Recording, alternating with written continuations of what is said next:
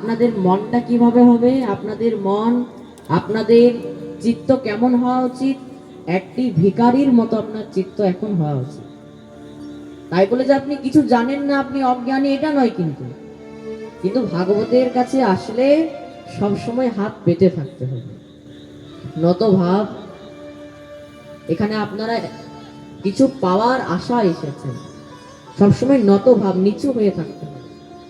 তার জন্য শাস্ত্র কি বলছে? যদি তুমি পেতে চাও কিছু, তাহলে আগে সকলের আগে সঠিক জায়গায় তোমার মাথাটা করে দাও নিচু। রাধে।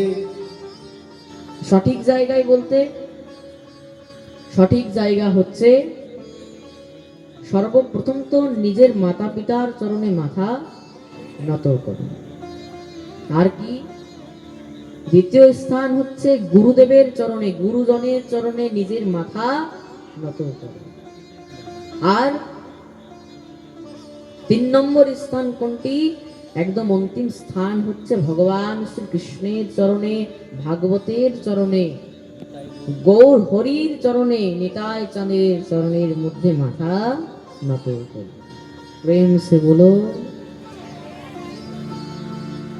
মাথা নত করে শ্রবণ করতে হবে।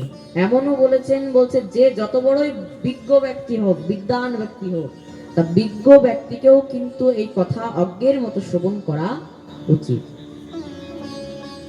আর মহারাজ কারো মনে যদি এই ভাব থাকে, আরে ভাগবত তো 10 বার শুনে নিয়েছি, ভাগবতে সব জানা রয়েছে, প্রথম দিনে মাহাত্ম্য বলবে, তারপরে কৃষ্ণ জন্ম, তারপরে বিবাহ করে ছেড়ে দিল, ভাগবতের সব জানা আছে, তা এমন মনোভাব নিয়ে ভাগবতের মধ্যে বসেও আপনার কোনো ফল হবে না।